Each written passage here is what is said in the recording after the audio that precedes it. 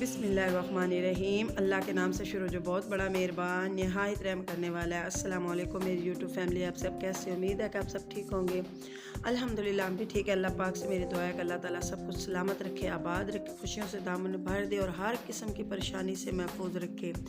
आमीन सुम आमीन अल्लाह आमीन। तो चलते हैं जी आज के टॉपिक की तरफ। टॉपिक में लेके आई हूँ क्योंकि रमज़ान मुबारक सिर्फ़ और सिर्फ 1 महीने के बाद आने वाला है। 1 महीना रह गया और कहते हैं हदीस पाक में आप सबने इरशाद फरमाया कि जो है ना मेराज का महीना वो है बीज लगाने वाला, यानी रजब का महीना बीज लगाते हैं और शबान का बीज को पानी देते हैं, उसको परवान करते हैं, बड़ा करते हैं, उसको खाद देते हैं, उसको कैल्शियम की कोई ऐसी चीज़ें देते हैं जिससे वो बड़ा होता है। तो जो रमज़ान का महीना होता है ना उसमें फसल जो है ना काटी जाती है। तो हम रमज़ान से पहले ये चीज़ें सोच के हमें रखनी पड़ती हैं कि क्या उस वक़्त हमने खाना है, क्या पीना है और क्या हमने बचत करनी है। इस महीने में क्या हमने नेकियां जो है ना कमानी है और कितनी इबादत करनी है, इसलिए हमें पहले से ही ये बंदोबस्त करना पड़ता है।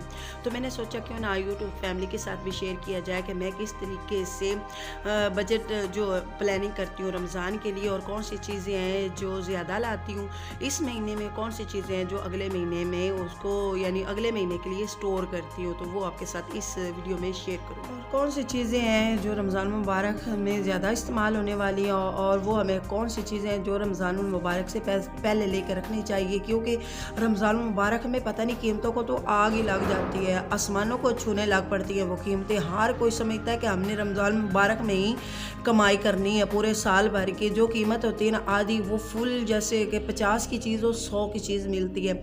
अगर हमने रमज़ान मुबारक अच्छे तरीके से गुजारना है, क्योंकि रहमतों के दरवाजे खुले हुए होते हैं, लेकिन आवाम कहती है कि हम रहमतें समेट लें और दुकानदार जो है ना वो भी कीमतें डबल कर देते हैं। तो कौन सी चीज़ें हैं जो हमें पहले से लेके स्टोर कर देनी चाहिए जिससे हमारी इबादत में, हमारे रोज़ों में कोई खलल ना आए। हम जब इबादत करें तो हमें सोचना ना पड़े कि कौन सी चीज़ हमने मंगवानी है, क्या आज बनाना है।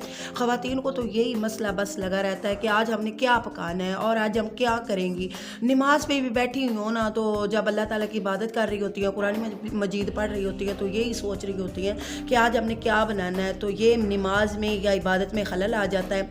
आप पहले से ही प्लान करें कि हमने रमज़ान मुबारक के 30 रोज़ों में सिर्फ़ और सिर्फ अल्लाह ताला की इबादत करनी है और खाने पीने के बारे में कुछ नहीं सोचना है। तो इस शोबान के महीने में हमने सारा कुछ जमा करके रखना है जिससे हमारी सहूलतों में इजाफा हो जाए, हमें कोई टेंशन ना आए। तो फिर आते हैं इस टॉपिक की तरफ जो हमने चीज़ें संभाल के रखनी है और इस महीने में हम स्टोर कर सकते हैं। तो वो कौन सी चीज़ें हैं? वो चीज़ें ये हैं कि जो सबसे ज़्यादा इस्तेमाल होने वाली अशिया है ना वो कौन सी चीज़ें हैं, वो घी है। जो आम दिनों में 5 से 6 किलो घी लगता है ना, ऑयल हो या घी हो, वो हमारा रमज़ान में लगेगा 10 से 12 किलो, क्योंकि हमने समोसे बनाने होते हैं, पकौड़े बनाने होते हैं, पराठे बनाने होते हैं और ऐसी काफ़ी सारी चीज़ें हैं जो हमने तली हुई खानी होती है। कहते हैं कि रमज़ान में तली हुई चीज़ें नहीं खानी चाहिए। भाई दस्तरखान पे अगर तली हुई चीज़ें ना हो, पकौड़े ना हो, समोसे हो ना हो तो मज़ा ही नहीं आता। तो ये तो हो नहीं है। आपने क्या करना है कि इस महीने में ही थोड़ी सी बचत करनी है। इस महीने में से निकाल के 2-3 किलो आपने घी जमा करके साइड पे रख लेना और 2-3 किलो और ला के 5-6 किलो इस महीने में घी आपने ले लेना है। वो बचत में आपको मिल जाएगा इस महीने में। अगले महीने में हो सकता है आपको कोई और चीज़ की ज़रूरत पड़ जाए। इस महीने में और चीज़ जो स्टोर आप कर सकते हैं वो खजूरें हैं। मैं जब लाती हूँ आपको वीडियो में दिखाती हूँ, 10-10, 12-12 हज़ार की मैं खजूरें लेके आती हूँ और खाते हैं। हम गर्मियों में भी खाते हैं और सर्दियों में भी काफ़ी खाते हैं और रमज़ान में तो डबल हो जाती हैं, क्योंकि हमने मस्जिद में इफ्तारी करवानी होती है तो हमारे एक दिन की 5-6 किलो खजूरें जो है ना वो लग जाती हैं। तो इसलिए मैं खजूरें बहुत ज़्यादा लाती हूँ और जब रमज़ान का महीना आता है तो क्या होता है कि खजूरें डबल कीमत में मिलती हैं। जैसे कि गर्मियों में मैं 4 और या 450 की खजूरें जो है ना वो मैं लेके आई थी। अगर आपने मंडी में आप रहते हैं, आपने पूछ रहे हैं तो वो मैं आपको दुकान का पता भी बता सकती हूँ कि कहाँ से मैं लाती हूँ। और अच्छी खजूरें होती हैं, ना ही कीड़े वाली खजूरें होती हैं, ना ही ख़राब खजूरें होती हैं, बल्कि इतनी निखरी निखरी और ताज़ा खजूरें होती है, साफ़ सुथरी खजूरें होती है। अगर आपने वो खजूरें लेनी हो तो मुझे लाजमी कमेंट में बताइएगा, तो मैं इंशाल्लाह आपको वो दुकान भी वीडियो में दिखा दूँगी जब मैं लेने जाऊँगी रमज़ान के लिए खजूरें। तो आपने क्या करना है, 10-12 किलो खजूरें अभी से ला के रख देनी है, कोई ख़राब नहीं होगी। वो एक बाल्टी आपने साफ़ सुथरी करनी है, उसमें कुछ चीज़ें ऐसी डालनी होती हैं जिससे वो खजूरें या कोई भी चीज़ ऐड करें तो वो ख़राब नहीं होती। वो ढक्कन दे के खुशक जगह पे आपने रख देनी है। तो आपने क्या करना है कि खजूरें पहले से ही, रमज़ान से पहले ही खजूरें आपने ले लेनी है, वरना क्या होगा, जो आप मिलेंगी ना 4 या 450 की किलो, वो रमज़ान में मिलेगी आपको 8 से 1000 तक भी किलो हो सकता है, 1000 तक का भी किलो हो सकता है। क्यों ना आप ये सोच के लेके आए कि कल जो है ना कीमत बढ़ जाएगी तो हम खजूरें जो है ना वो खाने से महरूम ना हो जाएं, क्योंकि रमज़ान में दस्तरखान पर खजूरें ना होना तो सुकून नहीं आता और रोज़ा खोल में मज़ा भी नहीं आता। उसके बाद क्या होता है कि मशरूबात होते हैं वो आप घर में भी बना सकते हैं। मैं इंशाल्लाह लेमन का मशरूबात घर बनाऊंगी और आपको ना ऑरेंज का भी बना के कोशिश करूंगी दिखा लूँ, जो मैं रमज़ान में इस्तेमाल करती हूँ। अगर लाल शरबत आपने बनाना है तो वो भी मैं बना के आपके साथ शेयर करूँगी। 1-2 बोतल हो, क्योंकि सर्दियों का महीना है, उस दिन बारिशें भी शुरू होंगी। रमज़ान में बारिशें बहुत होती है, इंशाल्लाह इस बार भी होंगी। ठंडे ठंडे रोज़े हो जाएंगे तो मशरूबात की इतनी ज़रूरत नहीं होगी। आपने कोई पीना तो वो दूध दही वाली चीज़ें जो है ना आपने ज़्यादा इस्तेमाल करनी है। जैसा कि आपने मिल्क शेक बना लेना है, बनाना शेक बना लेना है, आपने उसमें ज़ाफ़रान डाल लेना है या कि खजूरें डाल के ना आप उस वक़्त इस्तेमाल करें, एनर्जी भी मिलती है। और दूध की चीज़ें जो है ना वो भी हम इस्तेमाल कर सकते हैं। दूध दही ज़्यादा इस्तेमाल होता है तो उसके लिए पैसे थोड़े से इस महीने में बचा के रखें ताकि हम उस महीने में दूध दही ज़्यादा इस्तेमाल कर सकें।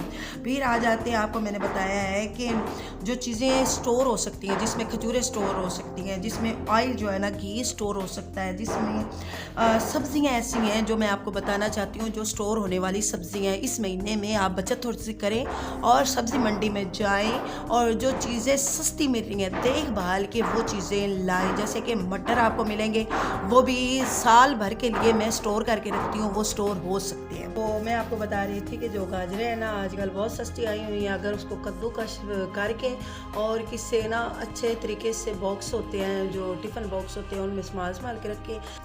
अगर रमज़ान में दूध की थोड़ी सी बचत करेंगे, दूध बचा हुआ होगा 2-3 दिन का जमा करके उसमें गाजर और जो होते हैं ना चावल डाल के थोड़ी सी इलायची डाल के खीर बनाएंगे तो वो बहुत मज़े की बन जाएगी। उसके बाद आपने क्या स्टोर करना है, इस महीने में जो स्टोर होने वाली चीज़ें हैं, हरी मिर्च है उसको भी बनाएं, स्टोर कर सकती हैं, और टमाटर स्टोर कर सकती हैं, और उसके बाद लहसुन अदरक जो है ना वो स्टोर कर सकती हैं। वो भी मैं इंशाल्लाह बताती रहूँगी कि मैं सालों साल तक किस तरीके से स्टोर करती हूँ। और आपको बताने का मकसद ये है कि आप मेरी वीडियो को पूरा देखते रहिए।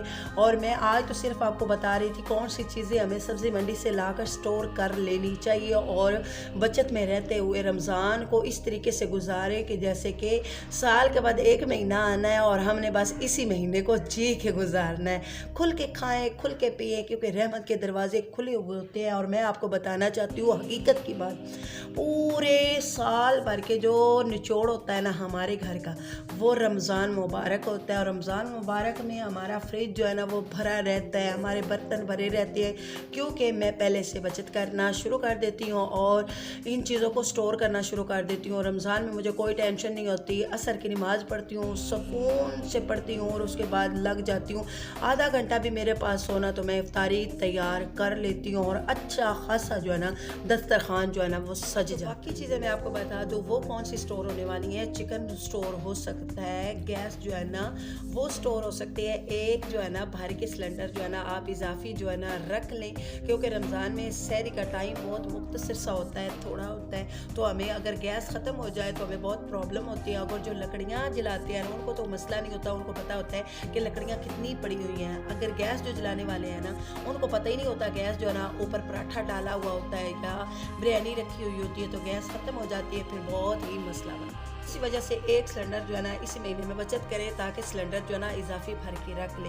चिकन जो है ना मैं आपको बता रही हूँ कि वो ख़राब नहीं हो सकता अगर अच्छे तरीके से वॉश करके खुश करके आपने इस महीने में थोड़ा सा बचा के, या कि वो जो होता है चिकन रखना है तो वो स्टोर कर ले। अगर चिकन की बनी हुई चीज़ें जैसे कि कबाब होता है इस महीने में शुरू करें स्टोर करने वाली चीज़ें जो है ना स्टोर कर सकते हैं, तो फिर जब रमज़ान आता है तो हमें कोई प्रॉब्लम नहीं होता, हमने सोचना नहीं होता कि कौन हमें ला के दे। अगर जिनके पास बच्चे होते हैं वो तो भेज के मंगवा लेते हैं। अगर दूर हो दुकान या कि बाज़ार दूर हो, सब्ज़ी मंडी दूर हो, तो फिर वो ये सोचने में टाइम गुजार देती हैं और मुसल्ले पे भी बैठे हुए ये सोचती रहती हैं कि हम कहाँ से लाएंगी और कौन हमें शाम का खाना और क्या हम बनाएंगी, क्या हम आज पकाएं। तो ये करते करते जनाब वाला क्या होता है कि हमारा टाइम भी वेस्ट होता है और इबादत में दिल भी नहीं लगता और हम इधर उधर से अपना टाइम ज़ाया करते करते टहलती टूलती रहती हैं और हमें पता ही नहीं चलता कि इफ्तारी का टाइम हो गया। और फिर जो घर वाले वो लड़ाई करते हैं, आज दस्तरखान पे बना क्या है, आपने बनाया क्या है, सारा दिन करती क्या रही हो। बेशक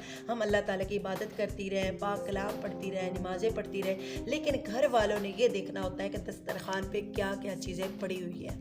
और आपने इस महीने में बचत कर ली तो यकीन माने आप मुझे दुआएं देंगे। जो चीज़ें मैं स्टोर करती हूँ जिसमें लहसुन अदरक होता है वो किस तरीके से स्टोर करती हूँ, जो हरी मिर्च है वो मैं किस तरीके से स्टोर करती हूँ, गोश्त किस तरीके से और कॉर्नर जो जहाँ पे इबादत करनी होती है वो किस तरीके से सजाती हूँ, इंशाल्लाह आपके साथ शेयर करती रहूँगी। अगर ये सब्जियां आपने थोड़ी सी ना स्टोर कर ली और पास्ते के लिए भी आपने काट के रख लिया तो आप मुझे दुआएं देंगे कि हमने कितना इस महीने में काम कर लिया, जो कि हमें रमज़ान मुबारक में आसानी हुई। तो आज की वीडियो थी बस इतनी लंबी नहीं करते, इंशाल्लाह साथ साथ ही आपको दिखाती भी रहूँगी, बताती भी रहूँगी। जी फिर मिलेंगे किसी और अच्छी सी वीडियो और अच्छे से ब्लॉग के साथ। इजाज़त दीजिए, अपने लाजमी राय जो है ना मेरे साथ शेयर कीजिएगा। फिर मिलेंगे, अल्लाह हाफिज़।